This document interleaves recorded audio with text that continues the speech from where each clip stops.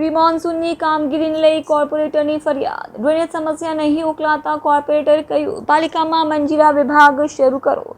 સરથાણા ઝોનમાં મળેલી ડિઝાસ્ટર મેનેજમેન્ટની બેઠક મળી હતી। ડ્રેનેજ વિભાગના કાર્યપાલક ઇજનેર ભૈરવ દેસાઈ પર પસ્તાલ પડી હતી। પક્ષપલટુ નગરસેવક કનુ કોડિયાએ પાલિકામાં મંજીરા વિભાગ શરૂ કરાવીને ભૈરવ દેસાઈને મંજીરા વગાડવા બેસાડી દેવા જોઈએ એવી ટકોર કરી હતી।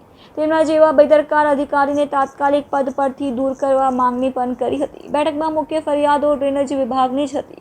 વોર્ડ નંબર 2 અને 3 માં વારંવાર ડ્રેનેજ લાઇન ઉભરાવાની સમસ્યાને લઈ મુખ્ય રજૂઆતો હતી। મારું નામ કનુભાઈ ગેડિયા, વોર્ડ 3, સુરત મહાનગરપાલિકા કોર્પોરેટર। ગઈકાલે પ્રી મોન્સૂન માટે જે એક મીટિંગ મળેલી, એ મીટિંગમાં મેં ટકોર કરી હતી કે જે અધિકારીઓ આળસુ હોય તેના માટે મંજીરા વિભાગ શરૂ કરવો જોઈએ અને એમાં તેમને મંજીરા વગાડવા માટે બેસાડી દેવા જોઈએ। કારણ કે અમારા વિસ્તારમાં હાલમાં ડ્રેનેજની ખૂબ જ મોટી સમસ્યા છે।